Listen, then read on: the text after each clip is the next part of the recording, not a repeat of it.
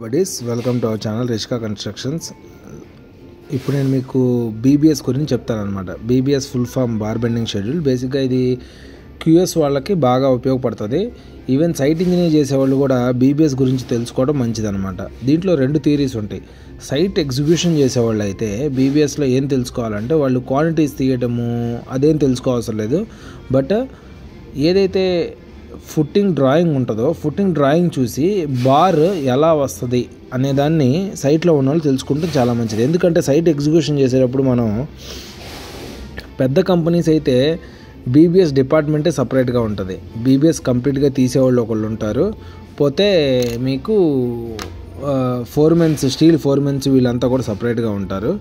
అలా కాకుండా చిన్న చిన్న బిల్డింగ్స్ ఇంకా ఇప్పుడే ఇదవుతున్న వాళ్ళైతే మీకు ఇంత ఫార్మాట్ ఉండదన్నమాట. అప్పుడు డ్రాయింగ్ చూసి మనమే వాళ్ళకి ఎక్స్ప్లెయిన్ చేయగలగాలి ఎలా వస్తుంది ఫుట్టింగు, ఎలా డ్రాయింగ్ ఉంటుంది అని చెప్పేసి. ఇంకోటి అసలు బీబీఎస్ యూజెస్ ఏంటి అని ఎవరైనా మిమ్మల్ని అడిగినప్పుడు మీరు చెప్పాల్సింది ఏంటంటే, పర్ సపోజ్ ఈ మంత్కి మనం ఓవరాల్ ప్రాజెక్ట్ మనం ఒక 1000 MQ వేద్దాం అనుకున్నాం. ఈ మంత్కి 1000 MQ వేయాలంటే అంతా రెడీ అయిపోయింది, మొత్తం చేసేద్దాం అనుకున్నాము.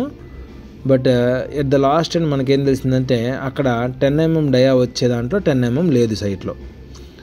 10 mm లేకపోతే ఏముంది సార్, టక్మని వెళ్ళి బయట తీసేసుకోవచ్చు కదా అని అనుకోవచ్చు. ఇప్పుడు మన ఇల్లు కట్టుకుంటున్నాం అనుకోండి, 10 mm తేండయ్యా అని చెప్పేసి డబ్బులు కానీ షాప్ వాడు ఇచ్చేస్తాడు. బట్ కంపెనీస్ టు కంపెనీస్, పెద్ద పెద్ద కంపెనీలు ఉంటాయి కదా, క్లయింట్, కాంట్రాక్టర్ ఇలాంటివన్నీ, అలాంటి కంపెనీస్ ఉన్న ప్లేస్లో మనకు అదంతా అవ్వదన్నమాట.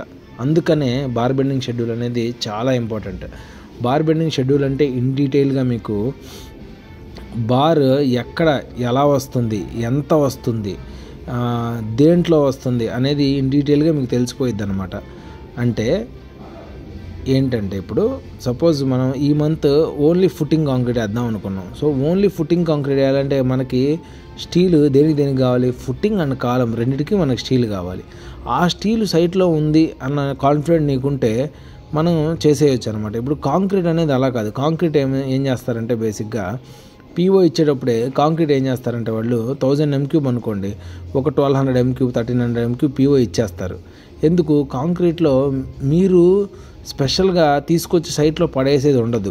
కాంక్రీట్ మీరు ఎప్పుడు ఆర్డర్ ఇస్తే అప్పుడు వాడు ఆర్ఎంసీ మనకి ఇస్తాడనమాట. పీఓ ఆర్డర్ వాల్యూ ఎక్కువ ఇవ్వచ్చు మీరు, బట్ మీరు ఎప్పుడు చెప్తే అప్పుడు వస్తుంది. సపోజ్ ఆ మంత్కి మీరు ఒక క్వాంటిటీని, ఇప్పుడు M40 ఆ మంత్కి నేను 500 MQ మనకి హోల్డ్లో పెట్టండి అని చెప్తాము.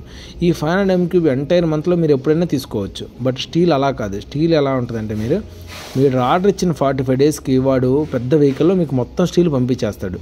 ఆ స్టీల్ తీసుకొచ్చి మీరు సైట్లో వేస్తారు. ఆ స్టీల్ని మీరు ప్రాపర్గా సైట్లో యూజ్ చేయగలగాలి. ఇన్ కేస్ చేయలేకపోతే అది ఎంత బర్డెన్ అవుతుంది అంటే మీకు ఆ స్టీల్ యూజ్ అవ్వదు, స్క్రాప్ దాని మీద పడిపోద్ది.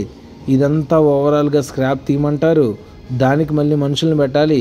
ఈ ఎక్స్ట్రా స్టీల్కి మళ్ళీ మనం మ్యాన్ పవర్ తీసుకొని లోడ్ చేసి దాన్ని వేరే సైడ్కి పంపించి ఇదంతా ఓవర్ బర్డెన్ అయిపోతుంది. అందుకని మనం బీబీఎస్ని నేర్చుకోవాలి. బీబీఎస్ని ఎంత బాగా మీరు నేర్చుకోగలిగితే మీకు సైట్లో ఆ నాలెడ్జ్, మీ యొక్క కమాండ్ పెరిగిద్ది అనమాట.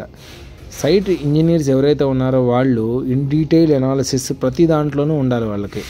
కాంక్రీట్, స్టీల్, షట్టరింగ్, ఈ 3 అయిన తర్వాత మీరు సీనియర్ ఇంజనీర్ దాటి అసిస్టెంట్ మేనేజర్కి వెళ్ళే టైంలో అప్పుడు మీరు మ్యాన్ పవర్ గురించి తీసుకోవాలంట. అంటే మనకి షట్టరింగ్ వాళ్ళు ఎంతమంది కావాలి, స్టీల్ వాళ్ళు ఎంతమంది కావాలి, ఏ వర్క్ ఎప్పుడు చేయాలి, ఇట్లాంటివన్నీ అసిస్టెంట్ మేనేజర్ లెవెల్లో మీకు వస్తాయి అన్నమాట. సో ఏదైతే engineer level, GET engineer, senior engineer దాకా మీరు ఫస్ట్ టెక్నికల్ని బాగా అర్థం చేసుకోవాలి. పెద్ద కంపెనీస్లో మీకు అంతా సిస్టమ్ ఇలాగే ఉంటుంది. మీరు అక్కడికి వెళ్ళిన తర్వాత ఏదో నేర్చుకుందాము ఏమీ మీకు నేర్పించరు, మిమ్మల్ని జస్ట్ పుష్ చేస్తారు అంతే. ఒక్కొక్కరిని స్ట్రక్చర్లోకి పుష్ చేస్తారు, ఒక్కొక్కరిని క్వాలిటీలోకి పుష్ చేస్తారు, కొంతమంది క్యూఎస్కి వెళ్తారు, కొంతమంది ప్లానింగ్కి వెళ్తారు. అక్కడికి వెళ్ళిన తర్వాత అంతా నేర్చేసుకుందాం అనుకుంటారు. బట్ మీరు అదంతా దానికంటే ముందు మనం కొంచెం ఇలా నేర్చుకుంటే మీకు అక్కడికి వెళ్తే కొత్తగా అనిపించదు అన్నమాట. ఓకే, ఇది మనం ఆల్రెడీ డిస్కస్ చేసాం కదా, సైట్ ఇంజనీర్స్ అంటే ఇవి మనం నేర్చుకోవాలి కదా అనే ఒక ప్రాసెస్లో ఉంటారనమాట. ఓకే, సో ఇప్పుడు మనం క్లాస్కి వచ్చేద్దాము. బార్ బెండింగ్ షెడ్యూల్ ఫార్మెట్ అనేది నేను మీకు సిస్టంలో చూపిద్దాం అనుకున్నాను, అందుకే నేను దీన్ని ఓపెన్ చేశాను అనమాట. మీకు ఇక్కడ కనిపిస్తుంది కదా, ఈ ఫార్మెట్ చేసింది అంతకుముందు నా సీనియర్స్ ఎవరో నాకు చేసి ఇచ్చారు, నేను దాన్ని కంటిన్యూ చేస్తున్నాను అనమాట. ఓకే, బేసిక్గా అది ఏ బిల్డింగ్ అనేది అది దేనికి రాఫ్ట్కా ఫుట్టింగ్స్కా అనేది కూడా చూసుకోవాలి. ఆ తర్వాత మీరు కనుక చూస్తే ఇక్కడ RC member and location and shape of the bar shape మీరు చూసారా, ఇది చూసారా ఎల్ షేప్, ఇది చూసారు కదా సి షేప్, అంటే ఫుట్టింగ్లో అక్కడ ఏ షేప్ వస్తుంది, ల్యాపింగ్ అయితే ల్యాపింగ్ ఇవ్వాలి, అది టాప్ బారా బాటమ్ బారా. ఇప్పుడు బాటమ్ బార్స్ అయితే యూ షేప్ వస్తుంది, టాప్ బార్ అయితే రివర్స్ యూ ఉంటుంది, అలా అనమాట. ఓకే, తర్వాత దాంట్లోనే మీకు డయా ఉండాలి, ఏ డయాస్. ఇప్పుడు మనకి బేసిక్గా ఏ డయాస్ ఉంటాయి, 8, 10, 12, 16, 20, 25, 32 దాకా ప్రజెంట్ ఉన్నాయి మనకి ఆ డయాస్ వరకు. ఓకే, తర్వాత బెండ్ డిడక్షన్, ఒక 90 degrees బెండ్ చేస్తే బార్ అనేది కొంచెం ఎక్స్టెండ్ అవుతుంది అనమాట, దాన్ని మనం కట్ లెంత్లో బెండ్ డిడక్షన్ చేస్తాము.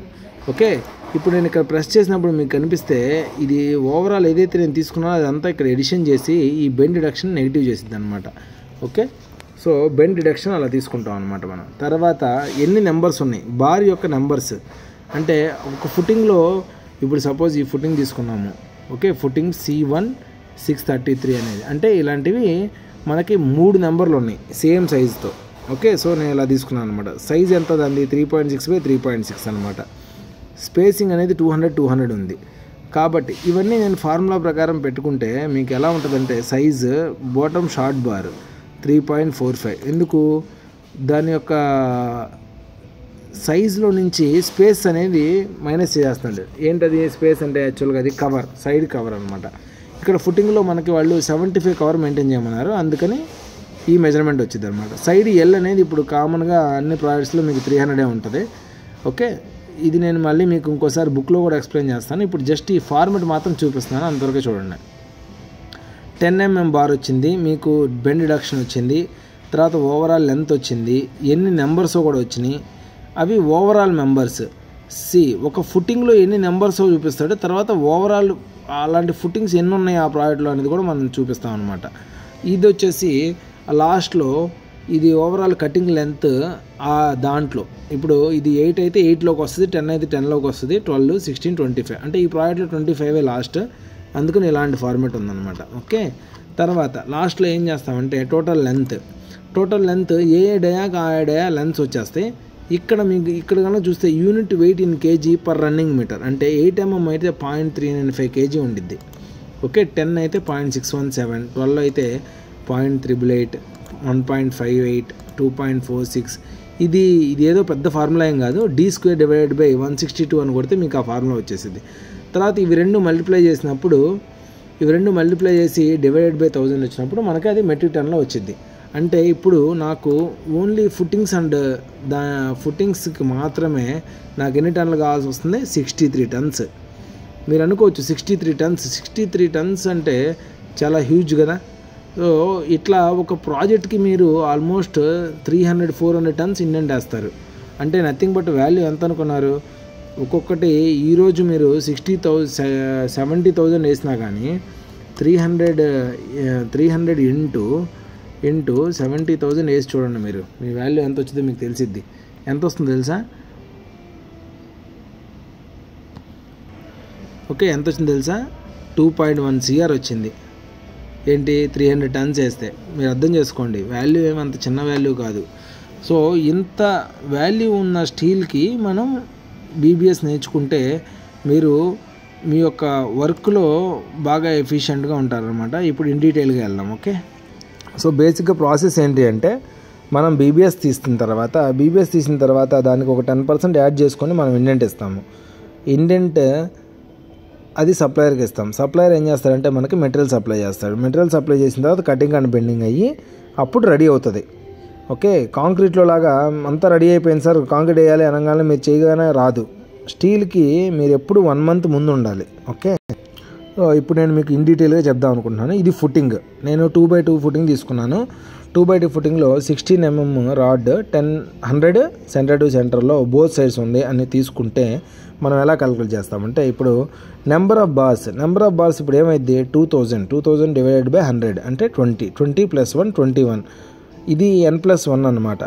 Overall length of the footing divided by spacing +1. ఇక్కడ రెండు ఒకటే ఉన్నాయి కాబట్టి మనకి 2 లేదు. ఒకవేళ 2/3 ఉందనుకోండి, దాని ప్రకారం 3000 డివైడెడ్ బై 100 + 1 అంటే అప్పుడు 31 అయింది. ఇవి రెండు సేమ్ ఉన్నాయి కాబట్టి దేనికి దాందే అయింది. ఓకే, మీకు అర్థమైంది కదా. సో ఓవరాల్ ఎంత అయింది అప్పుడు 42 బార్స్ అయింది. So total length of the bar తీసుకుంటే ఇప్పుడు మనం ఎలా తీసుకుంటాము, నేను మీకు ఇందాక చెప్పినట్టు 300 ఇది 1.9 అయింది. ఎందుకు 50 mm స్పేసింగ్ తీసుకుందాం అనుకోండి. సపోజ్ కవర్ 50 mm కవర్, ఇక్కడ ఒక 50, నెక్స్ట్ ఇక్కడ ఒక 50 అనుకుంటే ఇది 1.9 అయింది. 1.9 ప్లస్ రెండు సైడ్లు ఎల్ఎల్ తీసుకుంటే 0.3 అనమాట. అంటే అప్పుడు టోటల్ ఎంత అయింది 2.5 మీటర్స్ అయింది. ఇప్పుడు బెండ్ కరెక్షన్ దీంట్లో బేసిక్గా 2 ఎల్లులు ఉన్నాయి. బెండ్ కరెక్షన్ తక్కువ ఇది ఉంటుందని చెప్పేసి ఇప్పుడు 2 ఎల్స్ అంటే ఆల్మోస్ట్ మీకు ఎంత అయిందంటే 2 × 16 అంటే 32 అంటే 64 mm అయింది. 64 mm నెగ్లిజిబుల్ దీంట్లో, కాబట్టి నేను దాన్ని తీసుకోవట్లేదు, డైరెక్ట్గా దీన్ని తీసుకున్నాను. 42 × 2.5 ఇదెంత కేజీ పర్ రన్నింగ్ మీటర్ అనమాట. అంటే 16 mm డయా ఇందా మీకు చెప్పాను కదా, ఇదేమి సూపర్ ఇదేం లేదు. 16 × 16 డివైడెడ్ బై 162 వేస్తే మీకు అవి ఎన్ని కేజీలో తెలిసిపోయింది. ఓకే, 1.578 అప్పుడు ఎంత అయింది మీ KG 165.69 kg.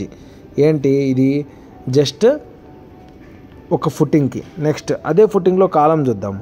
Column suppose 1200 mm by 300 mm size ఇచ్చాడు అనుకోండి. 8 బార్స్ 20 mm ఇచ్చాడు అనుకుందాం. 8 బార్స్ 20 mm ఇస్తే మనము బార్ కటింగ్ లెంత్ అనేది ఎలా తీసుకున్నామంటే 5.5 6.5 తీసుకున్నాం. అంటే 0.3 5.2 0.3 6.2. ఇది కంపల్సరీగా డిఫరెన్స్ ఉండాలి. ల్యాపింగ్ జోన్ ఒకే చోట ఉండకూడదు. సేమ్ కటింగ్ మీరు అసలు ఎప్పుడు చేయకూడదు. ఒకటి చిన్నది ఉంటే ఇంకోటి పెద్దది ఉండాలి. అది కూడా ఒక ఎల్డి అన్న మినిమం డిఫరెన్స్ ఉండాలి రెండింటికి. అప్పుడు ఎంత అయితే మనకి 8 నెంబర్స్ అవుతున్నాయి ఓవరాల్. 5.5 × 4 6.5 × 4 అప్పుడు 48 రన్నింగ్ మీటర్ అయింది. 48 రన్నింగ్ మీటర్ ఇంటూ సేమ్ ఇందాక వేసా కదా 20 × d² డివైడెడ్ బై 162 అప్పుడు ఎంత అయింది 118 kg అయింది. ఓకే, సో ఫుట్టింగ్లోనే మనం కాలం కూడా తీసుకోవాలి కాంక్రీట్ వేయాలనుకుంటే. ఓకే, నెక్స్ట్ అదే దాంట్లో రింగ్స్ కూడా తీసుకోవాలి కదా మరి కాలం చేస్తున్నప్పుడు. రింగ్స్ మీరు ఎప్పుడు బీమ్ బాటమ్ దాకా కట్టండి. బీమ్ టాపు రింగ్స్ ఉన్నాయి కదా అని చెప్పేసి అలా కట్టేసుకుని వెళ్ళిపోవద్దు. మళ్ళీ స్లాబ్ కట్టేటప్పుడు బీములు కట్టేటప్పుడు చాలా ఇబ్బంది అయ్యిద్ది.